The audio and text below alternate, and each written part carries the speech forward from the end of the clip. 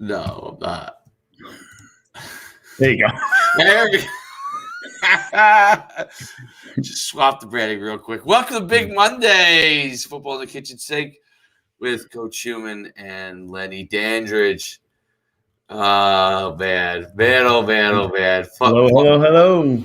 Fun morning. For everybody else, it's on time. You know what I mean? So Yeah. So it's not really a big deal.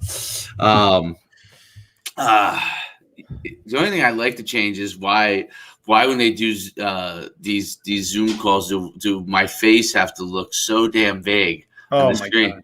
And so it's like, you know, I was telling you yesterday that like we were talking about the game, the what do you call them?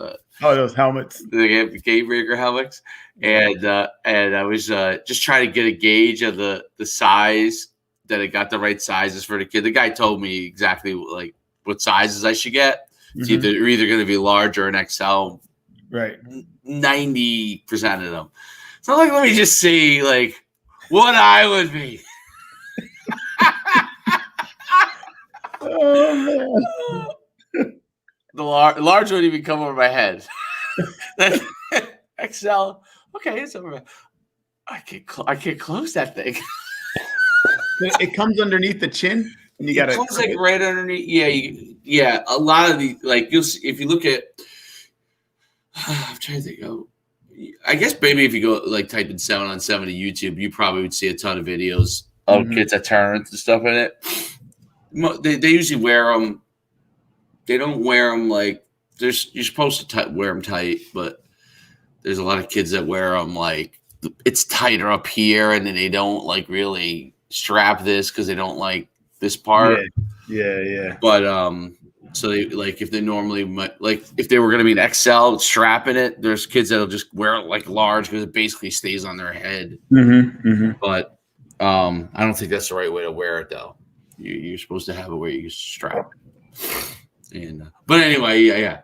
An XL did not fit my head, so I said, "Damn!" I said, "No wonder my face looks so damn big on screen. No wonder. I mean, I got 2XL head, blockhead." Oh man. Oh gosh. So Drew Brees retired. Yeah, man.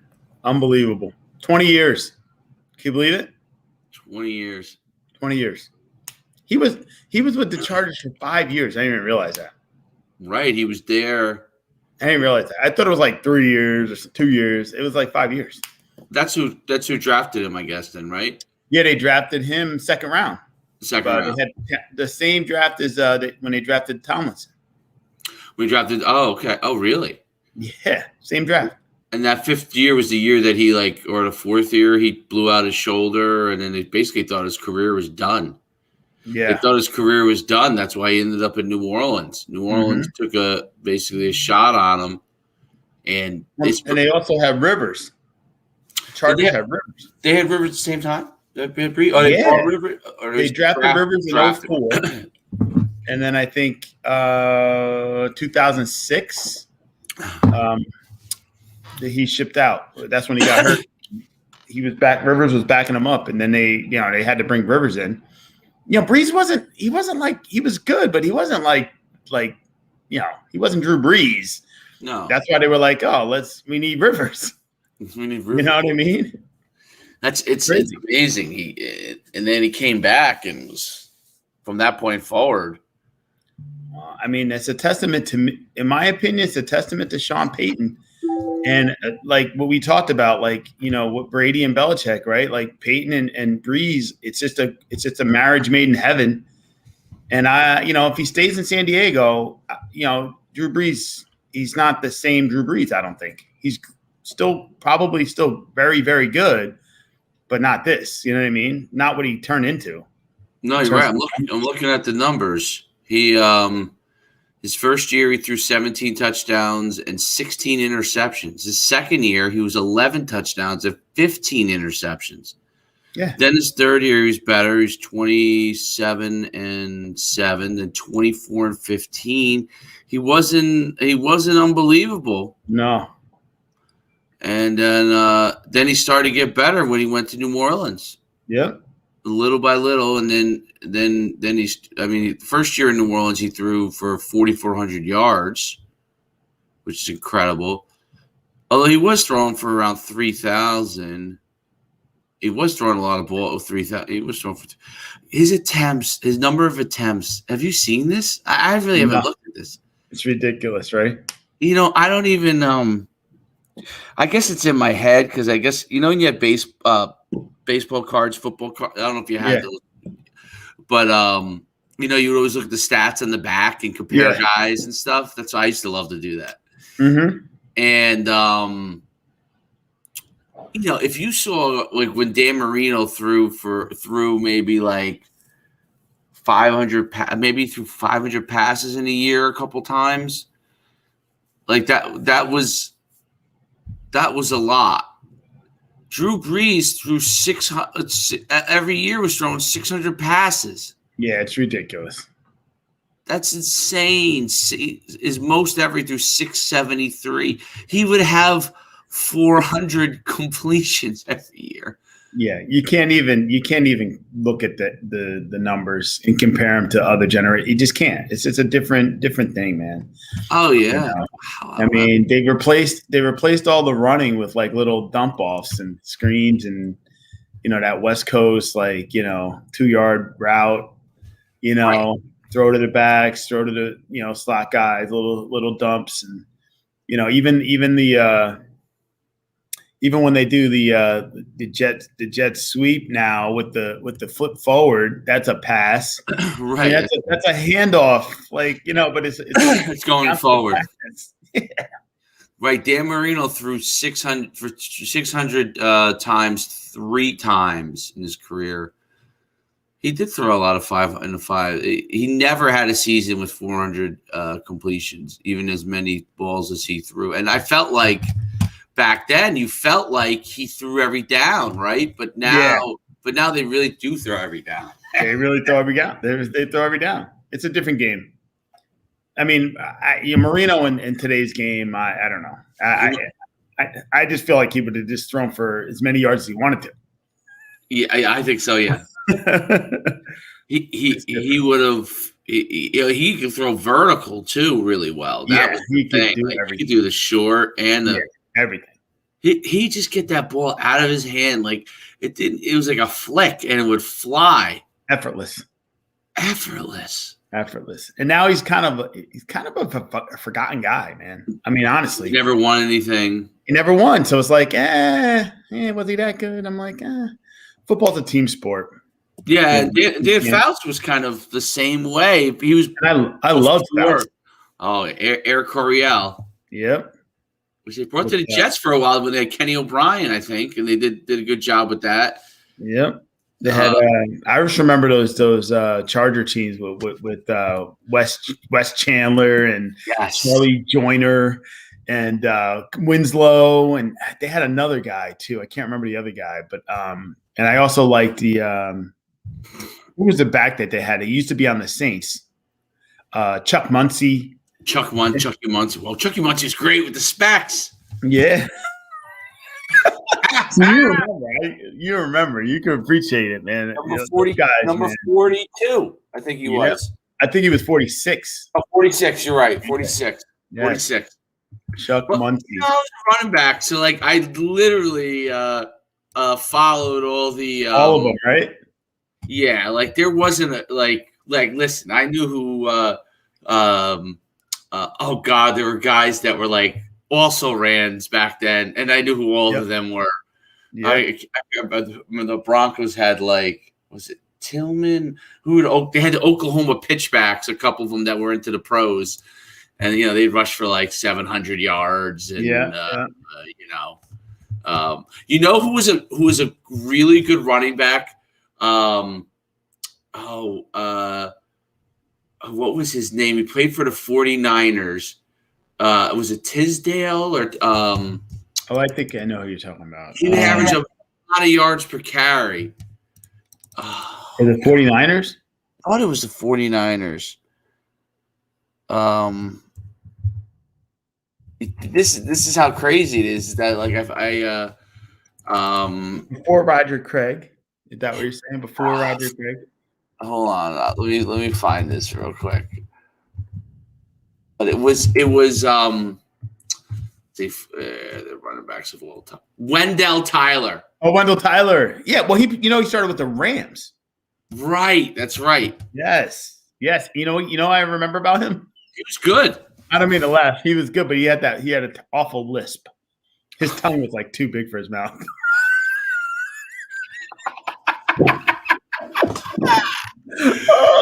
I remember being a kid like, whoa. That's great.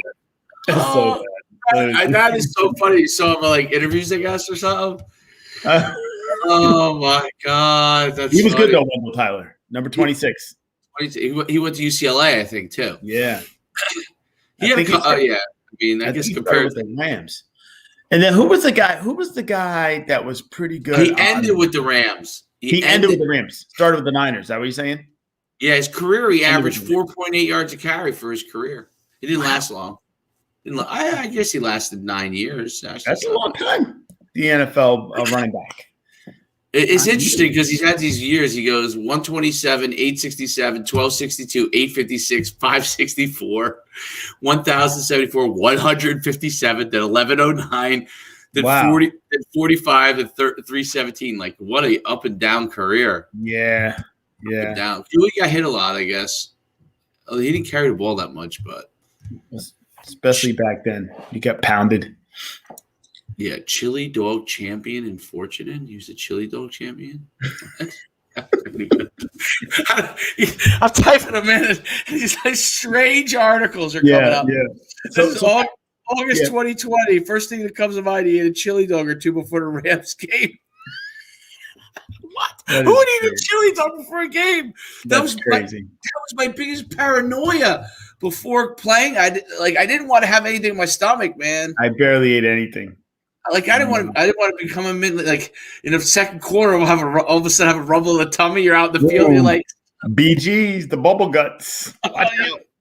You didn't want that. That was the worst thing that could happen. Yep. Oh my God. Tell you what. So where you putting Brees? Like, you know, when you think about Brees, his legacy, like what do you think?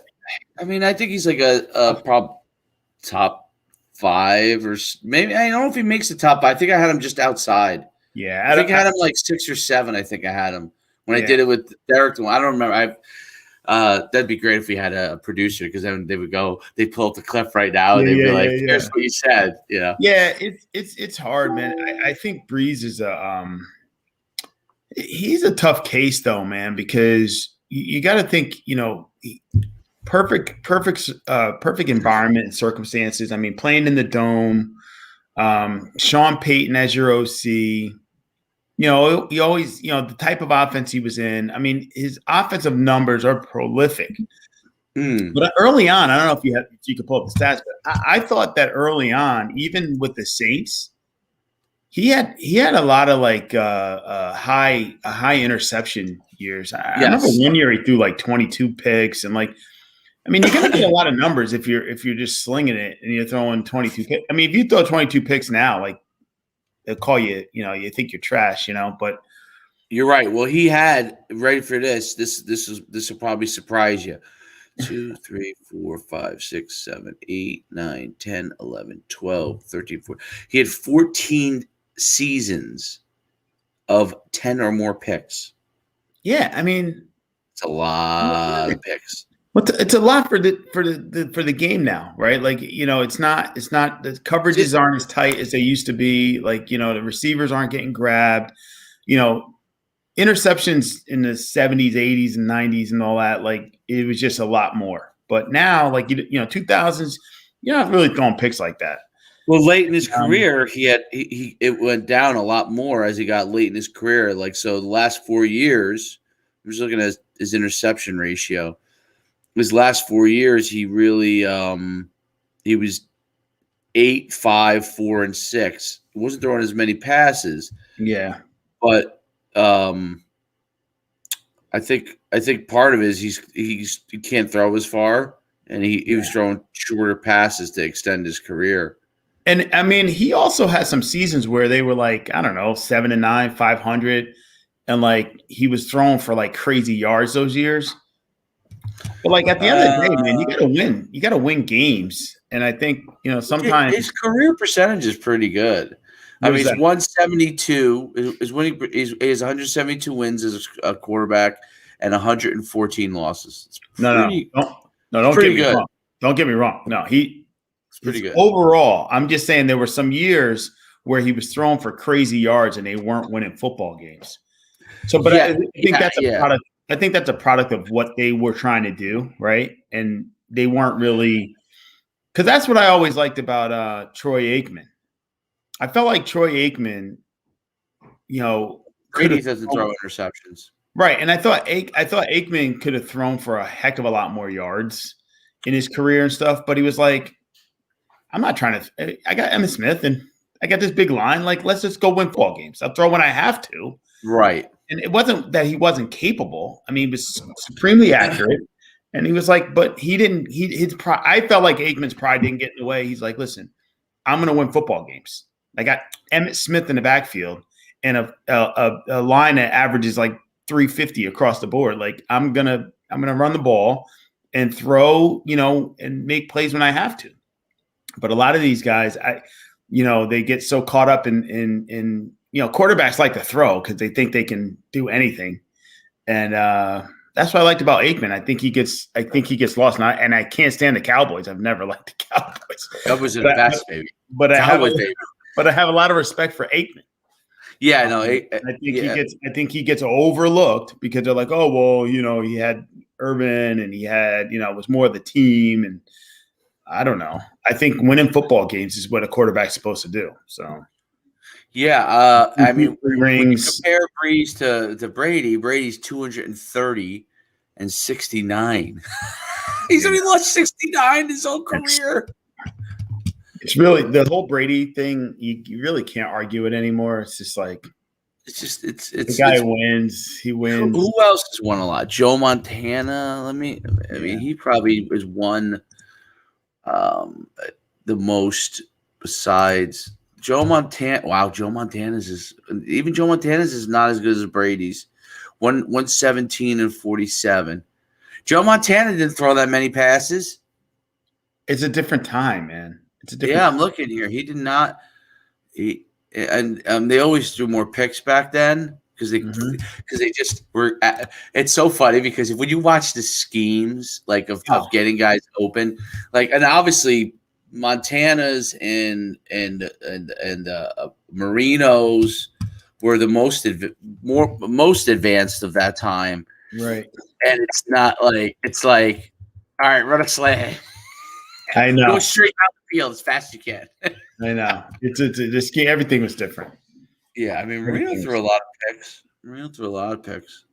He threw a lot. But he's one of those guys though, right? Like I can get in any window. I'm throwing it. Definitely. I'll make a play.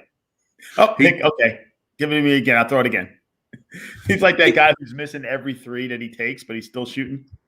Yeah. Oh, yeah. That's he's yes. Yeah. Speaking of that, did you see the? Well, I'll get to it in a second. I just wanted to look at Joe Namath here, my man. Joe Namath threw. It's too bad his knees were so bad that, but he couldn't really make it. Even though he played many years, he just wasn't the same as he was when he was in college physically. Yeah, but if they had the right kind of doctors and they could fix that knee up, he would have been a completely different player in the pros. Oh no! He threw for in 1967. He threw for 4,000 yards. That's crazy. That's crazy. That's mind-boggling and he threw 491 passes, which is compared to these guys would have got 4,000 now with 600 high fives. Yeah, his passing percentage is horrendous. It was 52%. Most of his career, he's hovering around 50. He's 52%. He threw 26 TDs. They ran the ball if they got close. Well, 52% back then is not terrible. That's he must have had a cannon. Yeah, it's different. He really had to have he must have had a cannon and a half. What's bad is when you look at a guy like Eli Manning, who had a 60% completion percentage for his career, and a time when you should be throwing 70. or 67, and you were like 60. I mean, Eli Manning is controversial, I think, in a sense that his overall career is 117 and 117. Okay, yeah. He's a 500 quarterback. Mm-hmm. He was great at the right times twice only. Two. Other than that, he was really a gunslinger. He's average. He was okay gunslinger. Like he could throw. He would throw a million passes too, but and he had a really good arm. And he was smart, but he just seems like he would make a lot of mistakes at the wrong time. Well, he would throw off that back foot a lot, man. He'd be bailing out because he had a cannon. I think that's the problem. Yep. He had a cannon for an arm. He was much more like his Peyton was very like mechanic. Like his throw was like picture perfect, like over the top. You know what I'm saying? Mm-hmm. Eli was throwing from all different angles, like a lot of the guys do now, but definitely not. Like I don't know. Like I don't think he had the oomph, even though he had a really good cannon. Like he was late on some of these things, but he hit it right. Now the question is, does he go in the Hall of Fame? Well, he's going in the Hall of Fame. I know. I'm not even having an argument with anybody about it anymore. So he's going in. So who am I? Yeah, he's going in. He's definitely going in. He's going in. I mean, Joe Namath is in the Hall of Fame. Well, he won the most amazing Super Bowl, but Eli's going in because everybody loves Eli. So yeah, he's just a good dude. So anyone he beat the undefeated Patriots. He won those. He's the only guy to really do it twice. So that's the reason why he's going in. Because basically, if it was for him, if it was for Eli, basically Tom Brady would have controlled the whole 20th century. Yeah, I know. It's crazy. 21st century, I should say. Yeah, it's crazy. He will have. If it wasn't for Eli breaking it up a little bit. Did you watch any of the? I don't know if you watch UConn basketball at all anymore. I haven't been. They're actually not. They're pretty good again. I saw that they're an attorney, so yeah. I mean, the women just mop the floor with everybody, and I know every once in a while they'll have a team that's not quite good enough to win it all, but every other year they win the championship. So it's just a joke. It's ridiculous. Yeah, their bad years, they're number one until they get to the tournament and someone knocks them off. Like it's like a bad year, but the men. They're pretty good. This guy Boatwright and they got to the semifinals, but then they got beat.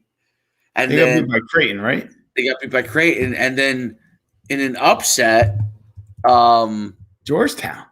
Yeah, they were up. I put the game on because I wanted to watch the final. Out, right? Yeah, they were up. I was like just after the half. I was late to get into the game to watch the game, and they were up by 30 points. I'm like, what? Aren't they like a 500 team? Because Georgetown is only a 500 team.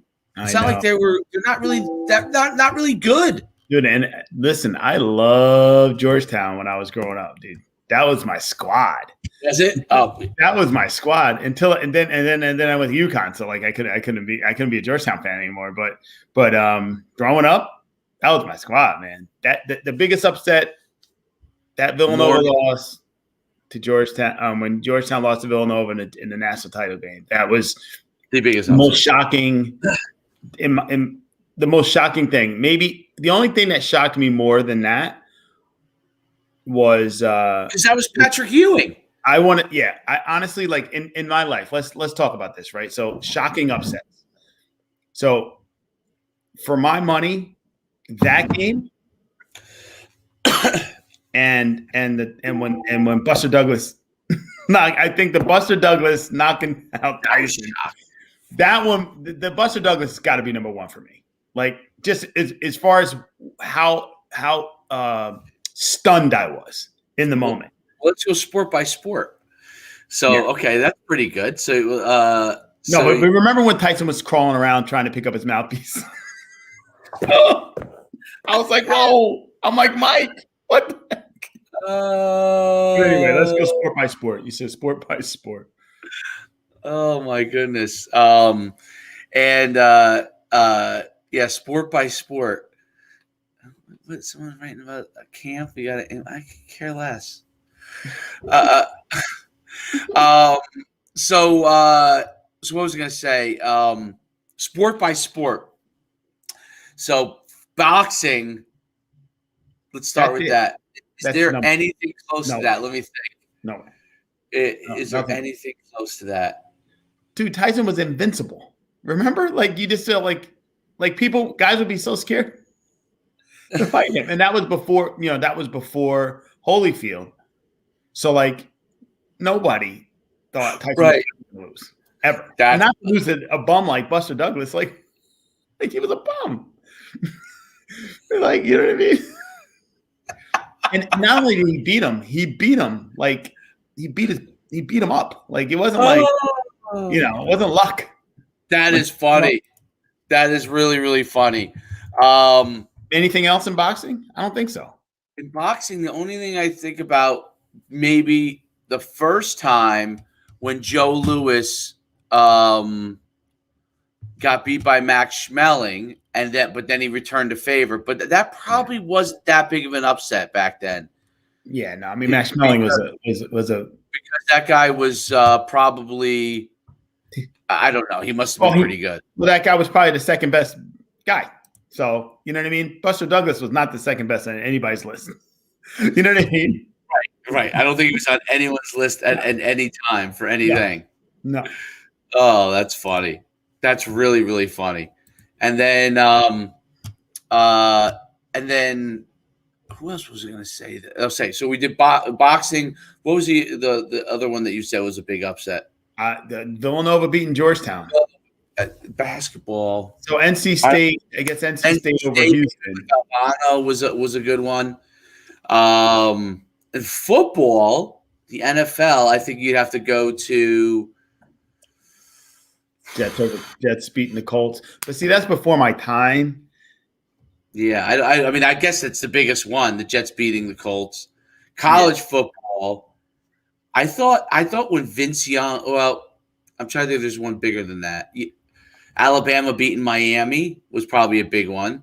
Yeah, but you know what? When the only problem with that is, like, Alabama is like a powerhouse, right? So it's not like at the time they weren't as good as Miami, but like it's hard. Like, I think when I think of upset, I think like, okay, a team that you just never consider a powerhouse, like, program.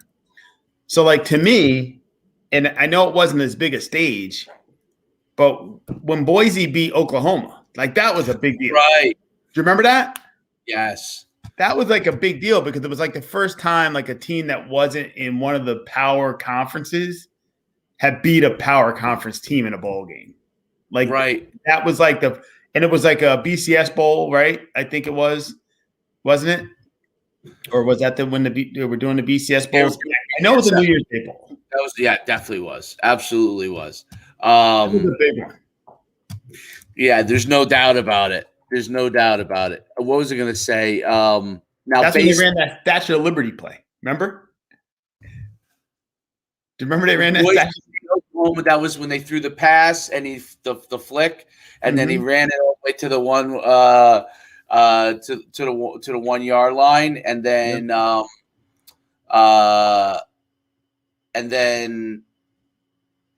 they ran the Statue of Liberty play. That's remember? Right. That was for the 2 point, right? 2 points. And to win it, they won. I'm sorry. To score the touchdown, they ran the running back pass. Oh, the option pass. Yes. No. He pitched it. He rolled and he threw it from like inside the 10, and was complete to the tight end in the corner. Wow. Well, what about the Flutie over Miami? That was an upset. A Flutie over Miami. When Flutie threw the Hail Mary to Birdie. Yeah, that basically won him the Heisman Trophy. I don't know if he had to do anything after that. I know. Baseball, I don't know. I guess because there's 7 games, it's kind of hard to have an upset. I don't know if there was baseball upset. The Mets in '69, I guess. Yeah, I guess that. Anything with the Mets or Jets when they win it was an.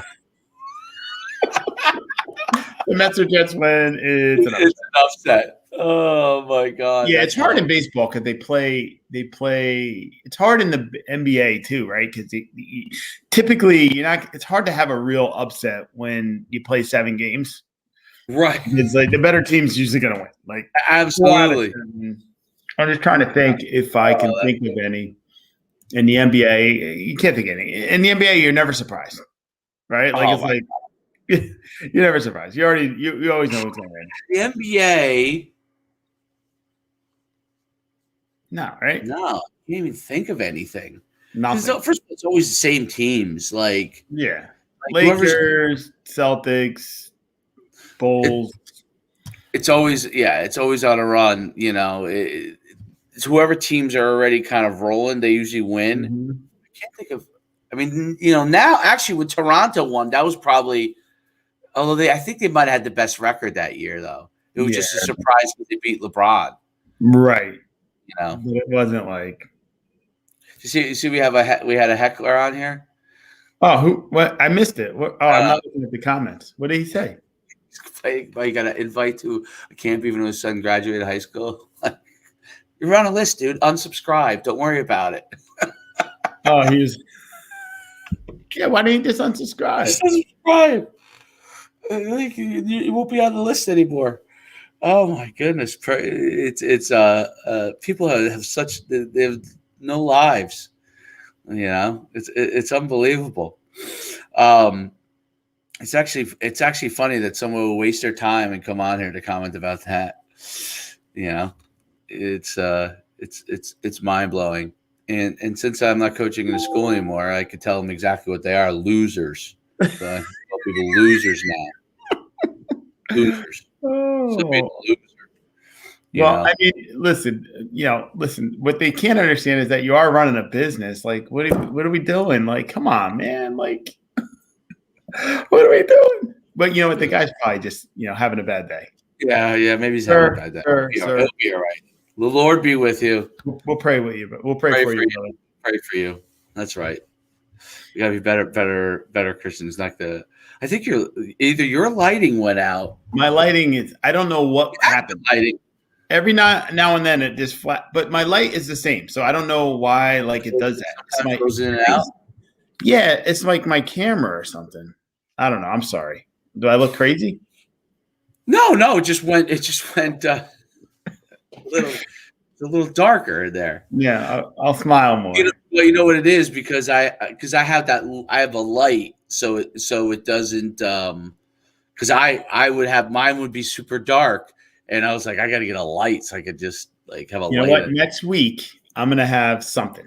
Get yourself a lamp. Get a lamp and put it right on. I'm going to do something because it's so weird, though. But Dave, when I tell you, my lighting, literally nothing changes around me. But every now and then it's brighter on the screen. So I don't know why. I don't know what that is. I don't know if it's my computer. Maybe the computer adjusts something on it. I don't know exactly what the deal is on it. I don't know either. And I'm not that technically sound, brother. I'm going to give you the greatest upset of all time, in my opinion, of any sport. I could be wrong. Okay, here is the one that I think is the greatest upset of all time. Did your screen freeze? I don't know if you're there still. Phil Hunt, what you do? What do you say? Would mind sharing your skincare routine? Oh man, I love Phil. So real quick, we got it. I got to tell my Phil Hunt. I tell this to every athlete ever, right? The difference between fifth-year senior and a true freshman coming in. So I don't know if you remember, but so when I with Jackson, you just roomed with they just roomed with whoever during camp. You roomed with an upperclassman, whatever. When Holtz came in, he said he had a senior room with the freshmen. So all the freshmen during camp had a senior that they roomed with. So Phil Hunt was my he came in as a freshman. He was my roommate. So we come into camp. He gets to the room before me. We're reporting to camp, and he's got all his stuff like on the bottom bunk, and I'm like, and you know me, right? I'm not a hazer, like that's not my thing. But I'm like, listen, I'm not trying to like be this bully senior. I said, but there's no way that I'm sleeping on the top bunk. This guy just comes in, so I'm like, dude, you got to put your stuff on the top bunk. So respectfully, like, he's a freshman. He's like, yeah, all right, I'll sleep in the top bunk. And I'll never forget. We go out to practice, and every morning, like, so like, I don't know if you remember the difference between how you felt when you were a freshman and how you felt by the time you were a senior. Like, you felt like you were an old man. My feet hurt in the morning. I'm like 22 years old, but the difference between 18 and 22 after all of that football. I'm limping around. I'm getting up in the morning. My feet hurt. My knees hurt. I remember Jamal Davis used to say it all the time, man, do your feet hurt? I'm like, yeah, my feet hurt every morning. Phil Hunt used to, when the alarm went off, first of all, he would get up right away. Like, I'd be laying there, like, oh, snooze. Oh my God, I got to go out. I can't believe it's 5 o'clock. Like, why am I getting up? Phil Hunt would jump off the top bunk and land on his feet. I'd be like, dude, if I did that every morning before camp, I'd be like, coach, I'm not gonna make it today. he would jump. He didn't climb down the ladder. He jumped down the whatever the side is, the back. Right. He would jump off in every morning at 5 a.m. Boom, and I'd be like, my time is over. I'm like, I'm old. Like, my feet hurt. This guy's jumping out of the bed every morning as soon as the alarm goes off. That's my Phil Hunt. That's what I remember about Phil Hunt all the time. And I'm like, Phil, you're killing me, dude. That is hilarious. Yeah, that's it.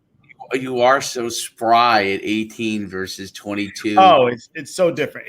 Phil knows. He said, OMG, I remember. Big difference. He knows, because by the time he was a senior, he was feeling the same way. His feet were hurting in the morning. He knows it. He knows it.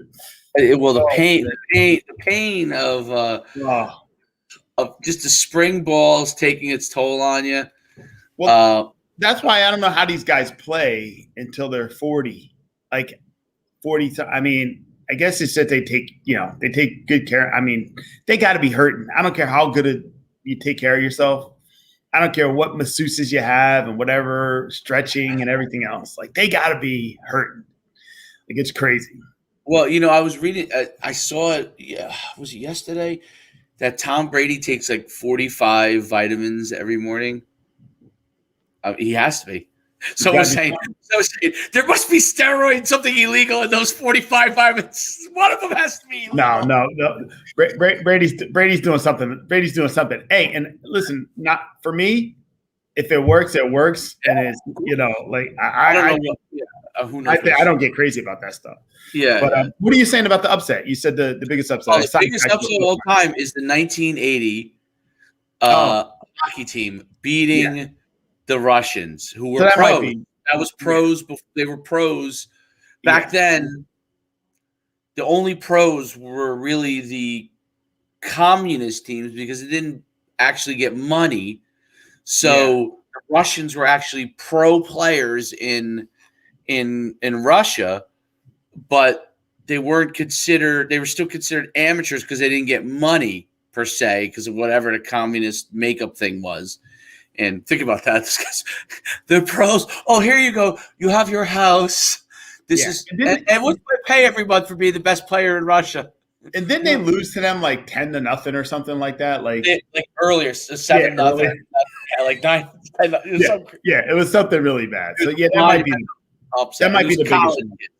Although there was another upset too that was Tommy. It wasn't as big, but Tommy Lasorda, when the U.S. team, it was the last U.S. baseball team to be all college kids. They won in the Olympics because the pros didn't want to go to play in, I guess, the Olympics. Like I don't remember what year it was, but Tommy Lasorda. You talking about basketball? Baseball. Baseball. In baseball, and they beat all the foreign countries. My lighting's back again. See? Yeah, is that weird? I don't know. The foreign countries all had like pro baseball players on it, but the American baseball players didn't. Like, it wasn't worth their time, I guess. Yeah. To go. So they bunch of college guys, and they won. So that was a pretty. But no one. Yeah. I think you can't. I think you're right though. I think you can't argue the Lake Placid I think you can't argue that. I just I didn't watch it when it happened. So like it doesn't affect me that way. But like I think when you think about it, just like the Jets and Colts, like I wasn't born, so like it's hard. Well, you were alive. You probably didn't like. I don't watch hockey, so I don't even like. Either. So, I think I was 8 years old, and but I watched the movie. The movie. The movie's great. Yeah, that's where you're like, you really. Yeah. Like obviously it's dramatic and everything, but I saw a bunch of stuff like about you look up stuff. Do what you do. I'm gonna use the restroom. Sorry, guys. Go talk to the people. Well, like I was saying, it was real. The coach, who was the coach? I can't remember his name, but he was such a unique coach, and the fact that he drove them so hard that that they almost didn't get to that point because they were questioning like his methods, and he was the best guy everywhere, and then they hired him, and he drove them so hard, and they weren't getting results, and then as the Olympics come, they started to get better and better, and like in the like near Olympic pool play, and I saw that in the movie. And then when it got to the Olympics, their mindset was ready to go. All I was saying was the coach, he's a controversial guy because he was very, very tough on them, like would work them to death. And for a long time, they were questioning maybe replacing him because they weren't getting like results. Guys, wanted to quit and all this kind of stuff. And then as they got blown out, the Russians killed them in like whatever, whatever world thing they were doing. But then they had scrimmages before, like, I don't know what they call them, like friendlies or whatever.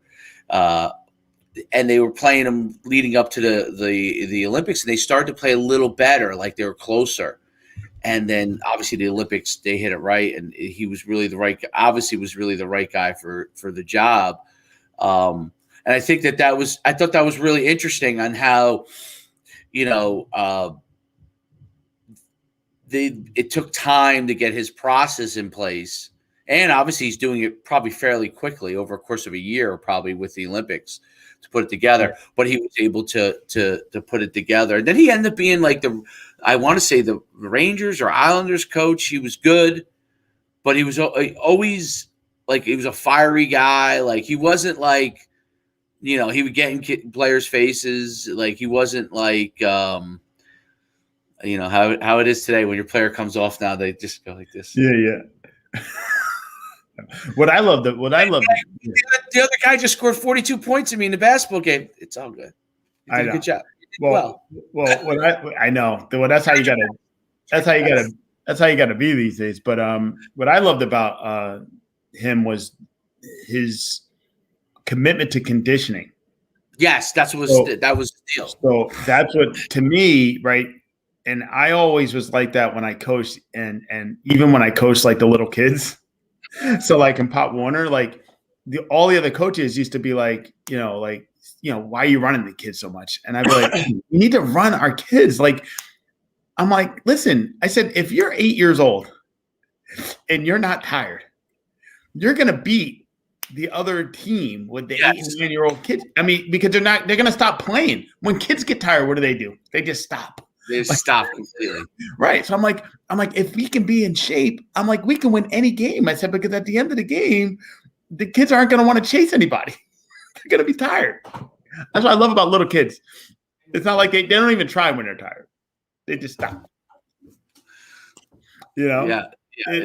It's funny. But no, the conditioning, and I believe that on every level. Like that's why I tell my son, I tell Brock all the time, I'm like, dude, like, just don't get outworked, dude. Be in better shape than the next guy, and he might be a better player than you. But in the fourth quarter, when he's tired, he's not better than you. You know what I mean? Because physically, he can't do what he normally can do because he's tired. Right. I mean, and I think when he had those guys skating those suicides, and he was just again, I think that makes a big difference. It makes a difference, obviously, dude. in a close game, that makes a huge difference. If one team can wear out the other team. Yep. Yeah, it's interesting you say that with little kid. That's when I notice at the like little kid soccer level. Mm-hmm. I watch it and I'm like, our kids, like our team is really good. Yeah. I just watch them, and they're just on a relentless assault on the soccer ball. They're like little bees. My son always says, my son's like, he's like, there's bees on the floor. I'm like, no, he's talking about you guys. You're gonna be like bees. And he's like, our soccer coach keeps telling us there's bees. I love it. There's bees on the field. I'm like, no, bees like you guys. That's great. Field. Which actually is a really good analogy because in little kid soccer they don't space out as well. He's trying to keep the space, but with the ball it's coming down the other way, he wants them to be like bees on it, and they really do like it's pretty interesting, and they're in such good. I mean, it might be natural for them because they're not practicing or anything, but they have a bunch of kids that could just run the whole entire. They just run the whole time. Ball goes, they chase. They sprint down there, and there's no like they're not like looking for a breath, right? You know what I mean? They just run, and the key to that is like as they get older, you got to keep them that way, right? Because that youthful like advantage that they have, right? Because the kids on your son's team are probably like just the more advanced. They're good, and like they have that motor, right? But as they get older, they have to keep that motor, right? So they got to train. You got to train. You got to run. And it's really interesting. And I think you appreciate it because you're a track guy. Yeah. Oh yeah. Of course. And I was a track guy. So like, what do you do in track? You just run, right? Like there's nothing else, right? So I think that's what gave me an advantage in football. Even when we did our conditioning test and all that stuff, I'm like, dude, like there's nothing you're going to do in this conditioning test that compares to the track workouts I used to do in high school. Like my track coach, like we used to puke like the first week, like every day, like we leading it. And it was, you remember, because all you're doing is running. Holtz had this, you remember the 300 shuttle test? Yes. By the way, it was way harder than the 1040s, which I thought was the 1040s was so easy. I thought. So I have a different. I went hard on every one of them, but I thought they were easy. I have a different perspective on that, right? So I thought the 300-yard shuttle was a little easier for me. Okay. And let me tell you why. So I think my burst, like I felt like I had like a lot of fast twitch.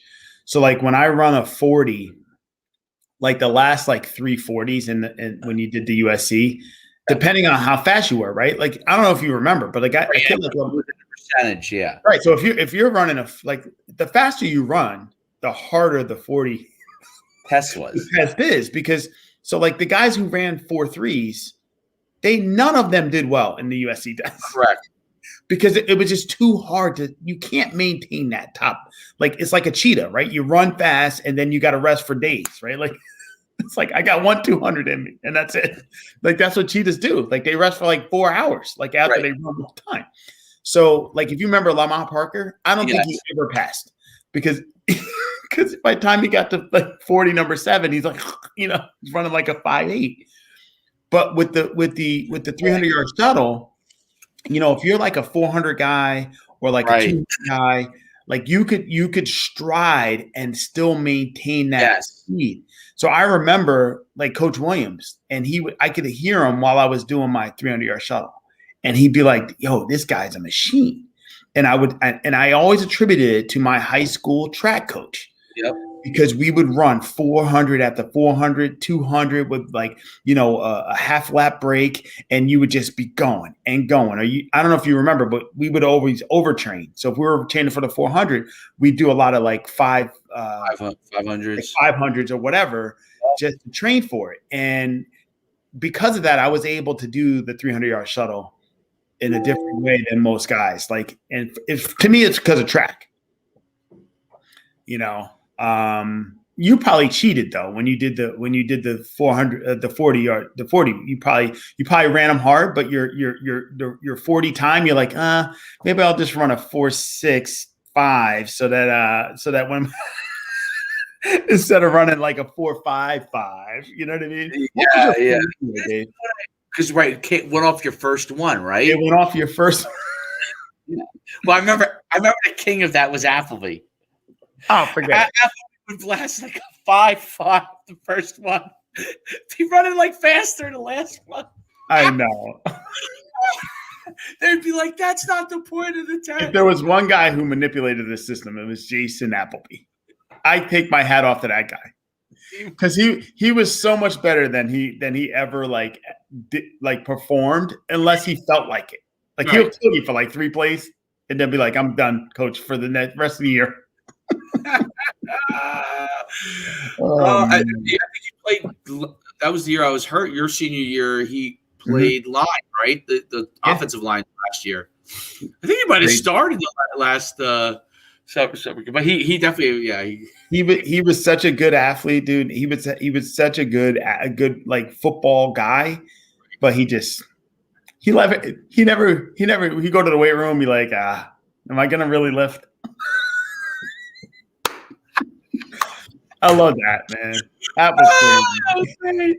Oh man. It's so funny how like the times like that couldn't even happen now. Nah, because they just gave you a ticket to go home right after that. Here's your bus ticket. They would. So crazy. You know, this guy's transferring it out. All this guys.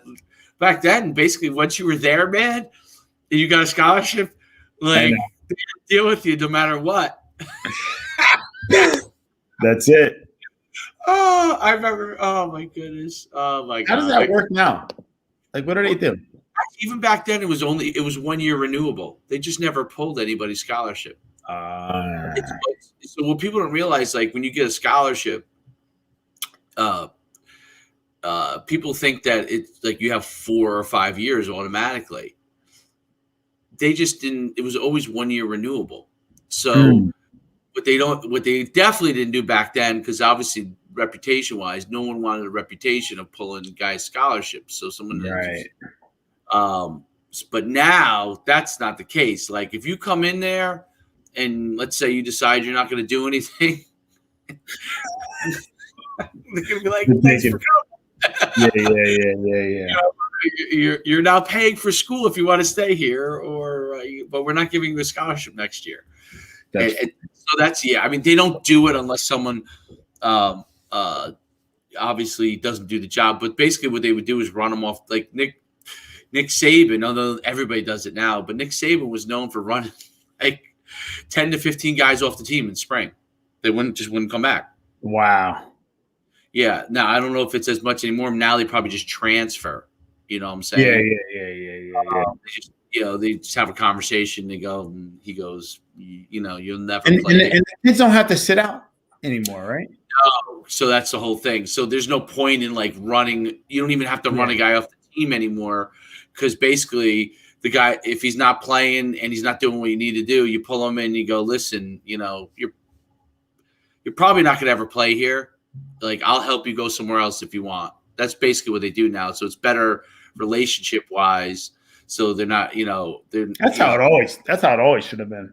Yeah, it should have. I actually think that's way better, because instead of trying to, I just remember poor the late Lonzo Montague, and I remember poor John Pacelli. Alonzo, they'd have him up against with the ball. I mean, I just used to see that, and they'd be like, dude, the guy's a lineman. Isn't he supposed, like, he ran, Alonzo had one of those strangest bodies ever. Yeah. He looked like a 600-pound man from the belly up, but his legs were like a sprinter. I know. He would pull. Remember, this was my redshirt freshman year when I was playing fullback, and I remember he'd be pulling. He'd be out in front. I'm like, man, he can run. Yeah. Like, because he doesn't. His frame. They were so obsessed with what your body should look like, and I get it.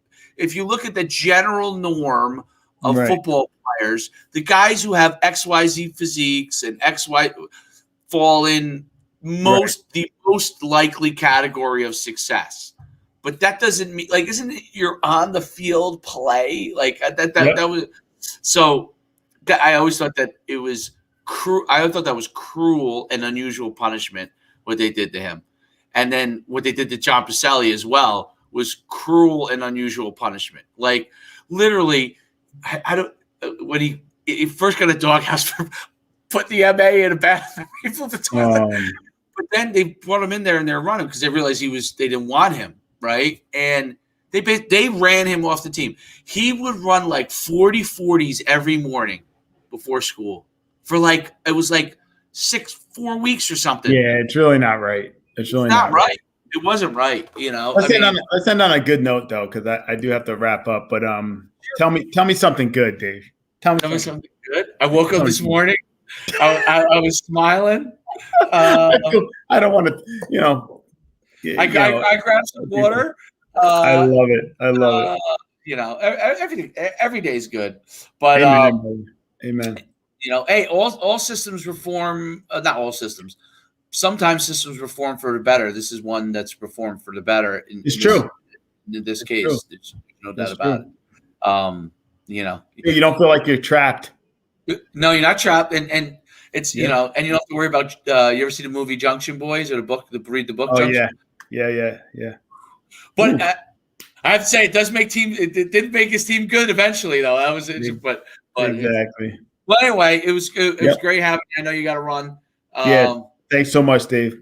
Always have a lot of fun on Mondays. Big Mondays. Good. Next week, get your bracket ready. So put your bracket together. I got to do that. Put your bracket together, and I think the games start later in the week. We'll review how you're doing. So wait, they start this week, the games? Yeah. They just did the bracket out. It's on Wednesday, maybe. What seeds are Gonzaga, Baylor, Illinois, Michigan? UConn's a 7 seed. I don't know if there's anybody else. I mean, I don't really watch basketball. I'm gonna do Don't let me forget, Dave. Shoot me a text and remind me to do my brackets. I got to do it. Hartford is in the NCAAs. Who's the most famous player ever from University of Hartford? Do you know? You have to know this. It was when we were in college. From Hartford? University of Hartford. He played in the pros for many. He was good in the pros. How do I not know this? I'm going to know when you tell me. What is it? Vin Baker. Oh, that's right. That's right. Vin Baker. How did you get Vin Baker? Sorry. My bad. All right, my brother. Listen. All right, have a great day, buddy. Thank you so much, brother. Take care. Thanks, everybody.